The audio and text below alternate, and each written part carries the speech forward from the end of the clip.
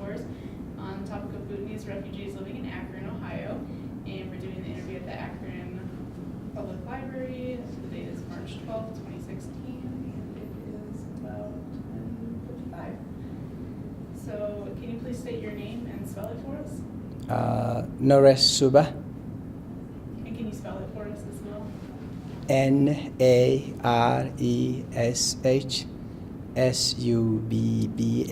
Thank you.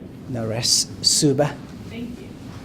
Okay, so I guess we will just start with some background information. So can you tell us what your current occupation is? What do I say? Businessman? Okay. And then how did you come to do that type of work? It's a long story. I mean, I came in here in the U.S. in 2002 as a student and F1 visa. Went to Kent State University and graduated with a PhD in nuclear physics. I did a little bit of postdoc at Kent State and did a little bit of teaching at Hiram College. In the meantime, I got sick, and so I had to undergo treatment. And by the time I was getting, better, my family members started, resettling in Akron area, and there was a great need for.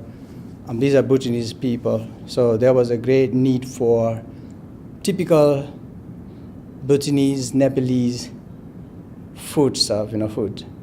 And so in order to cater to the needs of these people, three of us, my brothers and my nephew, got together and started the business, grocery store. And that's how we are in the business now. And then where do you live now? I say Akron, but technically, it's not Akron. I live in Streetsboro. Okay. And then do you live with your immediate family? I do, Okay. yeah. And then can you tell me when and where you were born? I was born in Bhutan. Probably, as history students, that Bhutan is a small, tiny kingdom up in the Himalayas, eastern part of the Himalayas, China in the north, India in the south and east and west of the country. And I was born in 1968, February the 7th. And then where were your parents born? Were they born in Bhutan? They were born in Bhutan, yes. Mm-hmm. And then what did they do for a living? My parents? Yes. They were farmers. Yeah, farming background. And then can you tell us what you remember about your family's life before you moved to the refugee camps? Family life. Well, we were farmers, and all of us, all the brothers and sisters and all the family members, worked in the farms, and and I was one of the first kids that went to school. So, and it's Bhutan is a agrarian country, agricultural, and so basically almost all the Bhutanese refugees that come from Bhutan are farmers. So that's all I remember. And we used to have, orchards, gardens, oranges and cardamoms and other kind of fruit, cash crops and fruit trees, and we used to grow our own, food, in the farms and raise, cattle and, kind of stuff, yeah, chickens.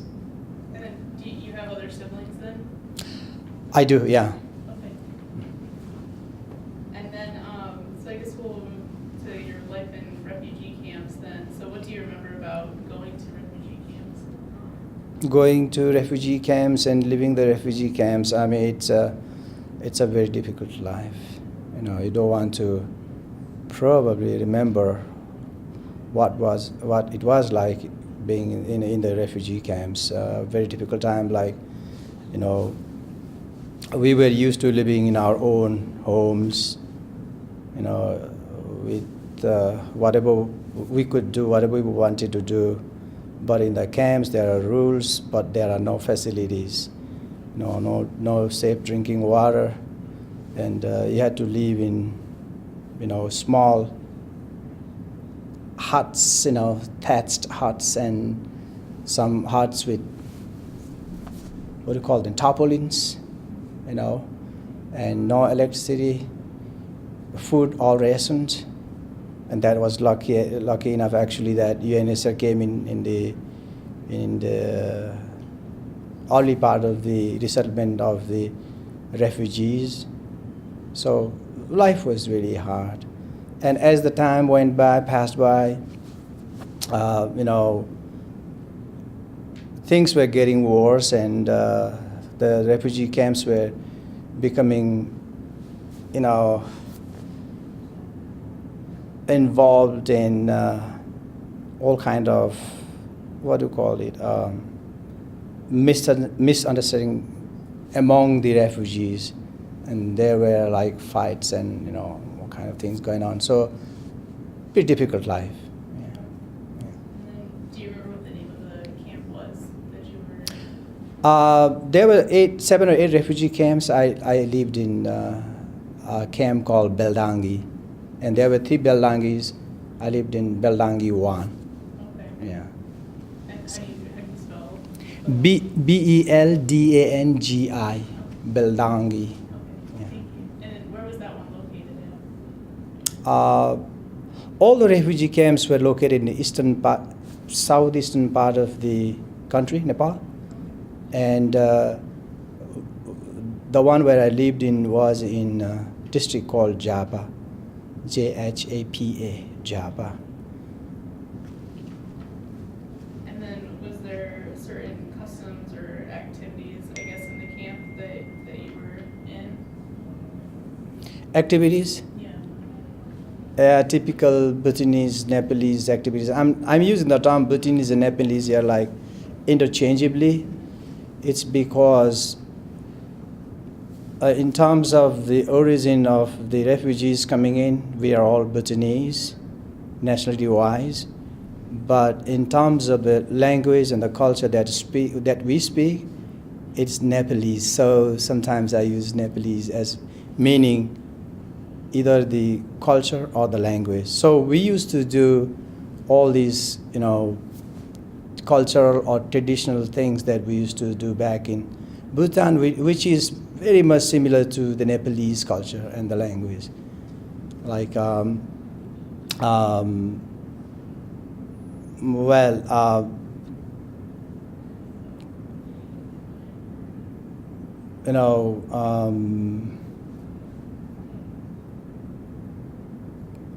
just thinking. Like, like in festivals, we have like, we have a lot of festivals, so participate in all kind of festivals, dances, songs, entertainments, and soccer is one of the very popular sports among the Bhutanese. So kids used to play a lot of soccer, and personally myself, I had graduated with bachelor's in science from Bhutan. So some of us like-minded people got together and we started teaching, as volunteer teachers in the refugee camps, and so we were quite involved in the refugee camps. Yeah, a lot of activities. Yeah, and then how long were you there at the refugee camp? About 10 years, personally myself, And then was your family there with you? all the time. Yeah. So could you tell me about how you left the camp? How did you get the information that there, the notice that you were leaving?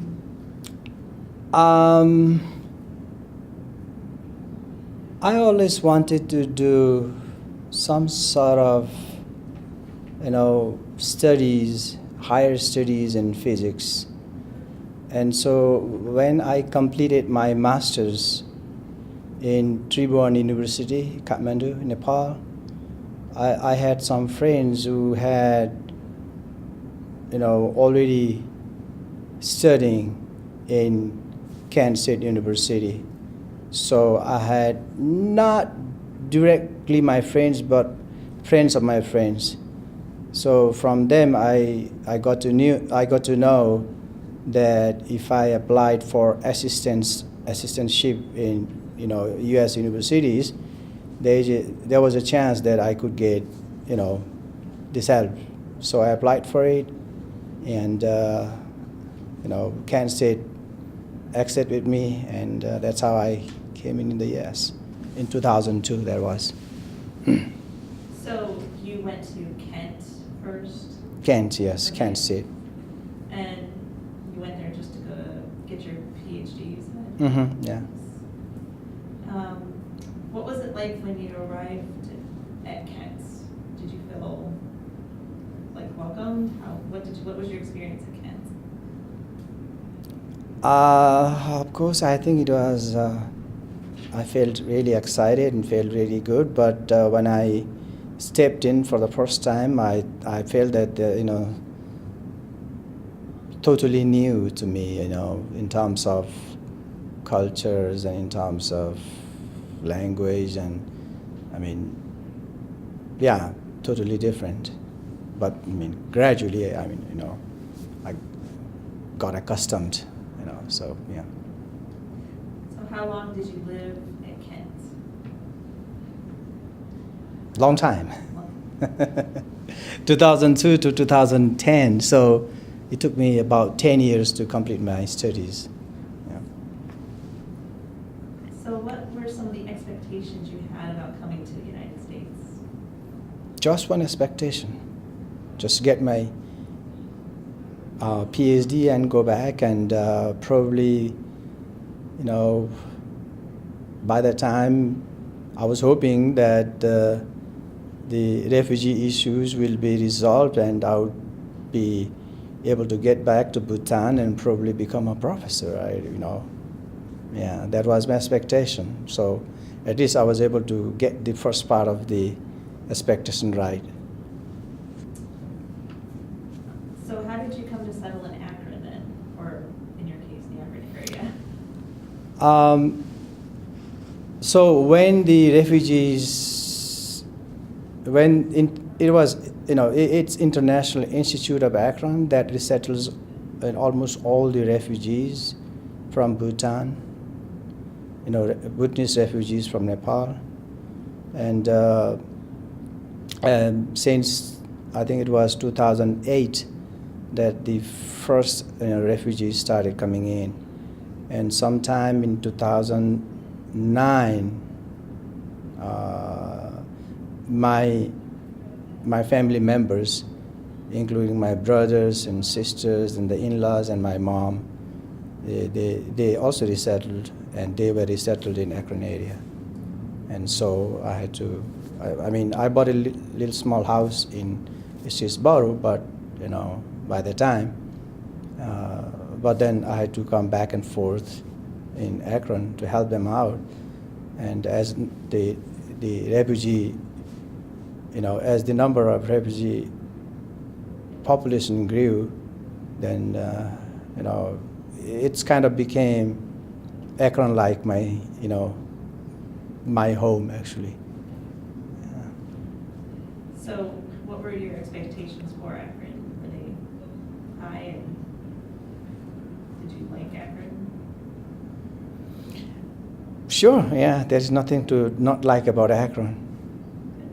First of all, it's the place where the main resettling agency is, and I know because they have been resettling all kind of refugees since long time, and the natural expectation would be that people in this area are already used to seeing refugees and international people of different cultures, and the chances of getting, along well is much higher than in other places. I knew that.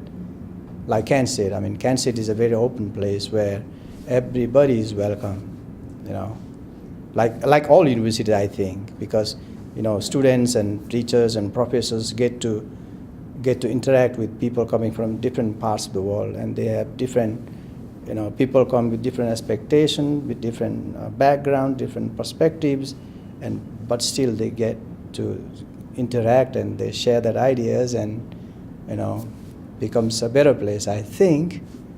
So is Akron, at least for me. Yeah. So could you tell me how you learned English? Well, I mean, in Bhutan, English is the medium of instruction in schools. So from the very first day of the school, it's English that we learn. It's second language, but the medium of instruction is English. So I don't know what to call that. But yet there's a problem. The type of accent, the type of words we used in that part of the world is a little different than, I say a little different, maybe very, very different, I guess, than what we use in US here. Because initially, I had really tough time to speak so-called the English language here in the US and be able to communicate my thoughts properly. And even now I have a hard time, really expressing myself in the American way. Because there are terms, there are expressions I found out used in a little different way. So, yeah, we do, but English being the medium of instruction at all levels of education, teaching in Bhutan. So, but we used to have teachers from the eastern part of the world, and so the accent is different, the terms used a little different, and had a little different meaning and different connotations. But I think it's just barely enough maybe to do, communication. So what about some of your family and friends that have come over after you? Do they speak English as well? Some of them do. Some of them have language barriers they struggle with other than? Yeah, I have my brothers, my nephews, my nieces, because they also they have up to high school graduation and more. And one of my brothers in particular has bachelor's in computer science. He went to a very good college in India, and so people like him, my nephews and nieces who have graduation in high schools, they do speak English. But my mother, my sisters, my sister-in-laws, who were not fortunate enough to, get involved in all this schooling, they do have language barrier. Yeah. What other languages do you speak? Nepali and my own mother tongue, which is Suba. So my last name is Suba. Technically not last name, but it's kind of like a tribal clan name. But all the people who have so-called last name Suba, they speak a language called Suba language, or also called Limbu language, or also called Yaktung Pan, or also called Kiranti language. So it's very confusing. But that's my mother's tongue actually. But the common language that we all speak among all the Bhutanese people living here in Akron and elsewhere is Nepali. So that Nepali binds us all together with people having different last names other than Suba. So you mentioned that you already had friends of friends in this area. Did you have any family in this area before you moved here? No families. what has been the hardest things for you to do or learn since moving to America? So moving to the area. You mean other than my studies? Yes. Studies is number one. I'm sorry.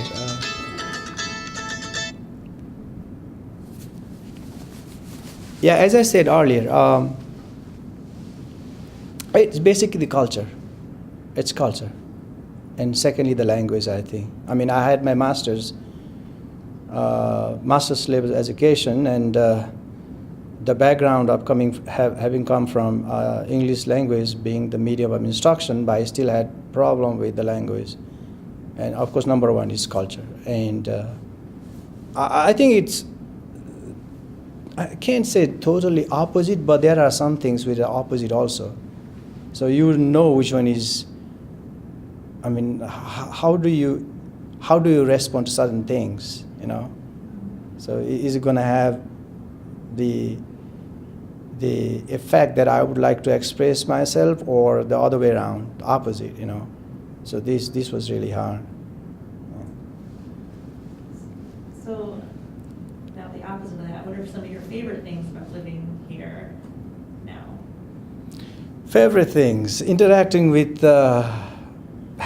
first thing, helping my refugee community, the Bhutanese community, being able to get involved in whatever little help I can do to them, and try to help them in small little ways, so that all of them, including me and all, be able to become one day, successful citizen in the U.S. That's number one. And the second important thing that I consider myself is, as a community member, as a Bhutanese community member in Akron, I think I should be able to, including many other Bhutanese community leaders, be able to make some kind of connection, form a bridge between the community and the, in the other local communities in the area, in the neighborhood, and so that we get to know each other, of ourselves, and be able to live together in harmony and peace in the long run. So that's what I enjoy doing it. And now my so-called my new profession, actually I find it a little odd myself calling as a businessman, but still that's where I am now. So I enjoy working and helping at my grocery shop, and I not only sell my products, my items there, but I do a lot of things there. People come in with different problems, different questions.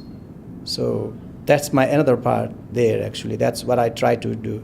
That's what I try to help them with. If you have any questions, any questions, any problems, there are some things I can help right away, but there are things I cannot. In this case, is that if I know where to send them at, then I do that. So I enjoy doing all this. Yeah. So now, what type of cultural practice do you maintain here? You would mention festivals before. Do you still hold your festivals in the North Hill area, or? We do, yeah. I'm sorry. It's basically the same practice. There are a few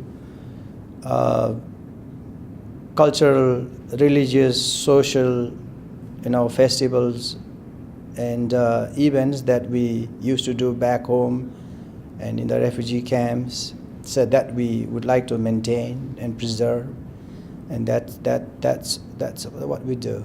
And trying to get involved the entire community as far as possible. Are there any of the new customs or traditions from America that you're adapting to your culture now? Of course, yes. I mean, living in a new community, new environment, there are a lot of things we are learning, and particularly the younger ones, the kids, they're picking up so quick, and the older generation, particularly are finding it really hard to cope up with the pace with which the kids are picking up, the culture, particularly the language. The culture is okay, but particularly the language, the grandmas, the grandpas, they do not have any English language, and the kids now, they only speak English, and so they're having tough time to communicate each other, So that's I think the senior population has to find out ways to be able to, make the connection, and that is something we are also concerned with, especially the senior citizens, senior people. So they feel like, I think they feel like, they're just not being able to communicate with their grandkids, particularly. Yeah. So. Do you offer any language classes for the young kids?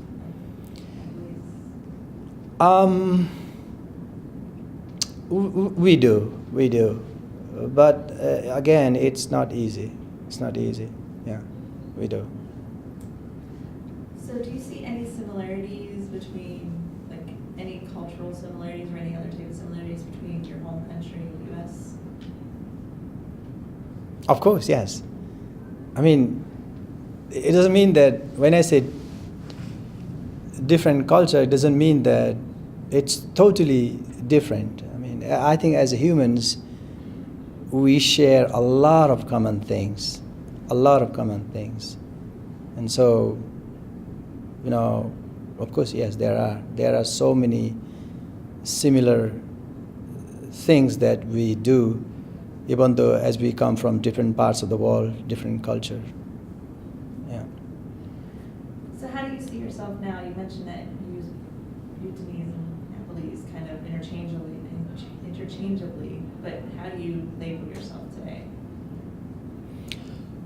Yeah, this is a question I've been asked a lot of times, and also most of the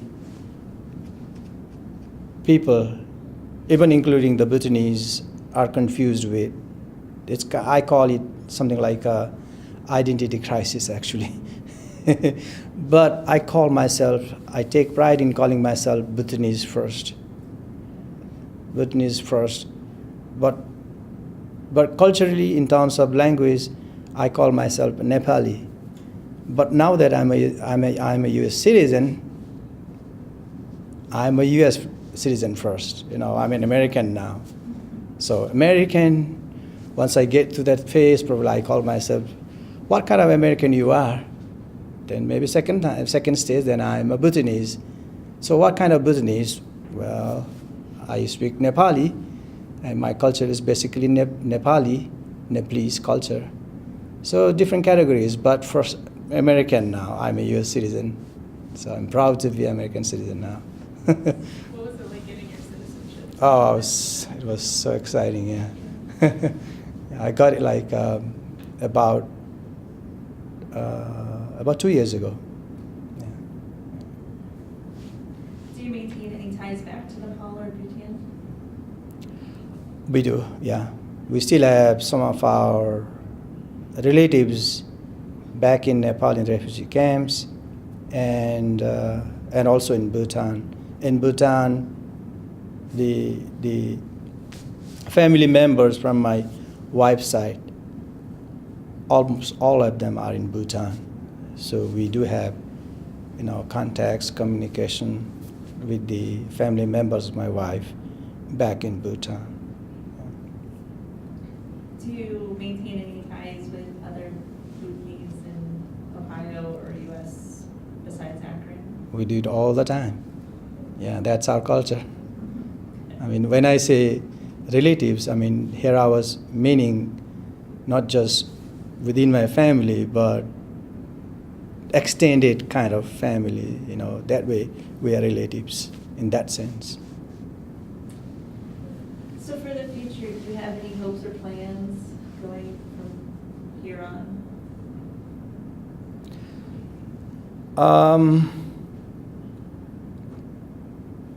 The first question is, of course, yes.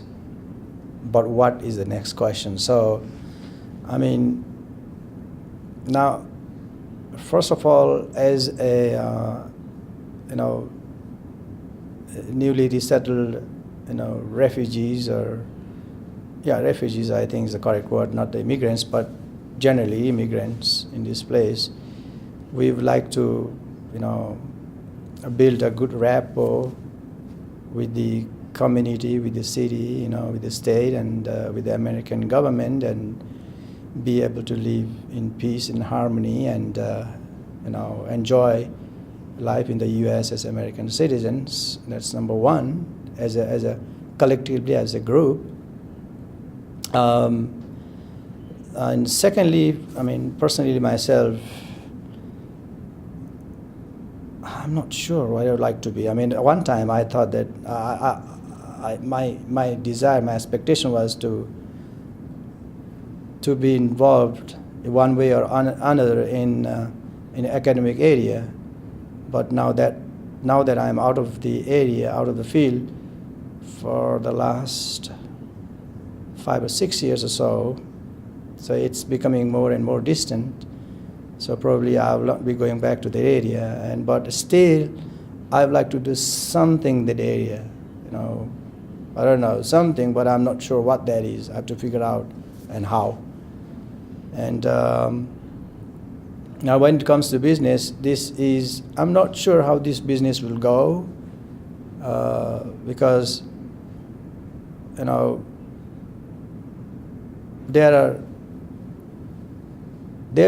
are so many choices here, and we are also picking up so many new things, new cultures, and new better food, delicious foods. So there is a balance we need to do. So I hope to probably invest a little more in business, probably a little different than this one, or similar to this one, and do a better business. So yeah, I'm not so sure about the future plans, but for now,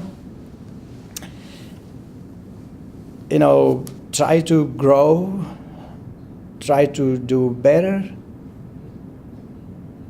try to excel in what I'm doing or we are doing, and as things improve, as we continue to learn, we just figure out ways and means to do better and better, to become a better citizen, better human being as a whole. I think that's what I think I would like to do. So is there anything else that you would like to add that we might have missed about the community or your family or you personally?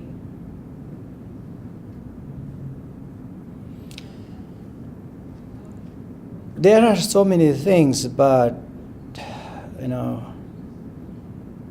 there are things that I would like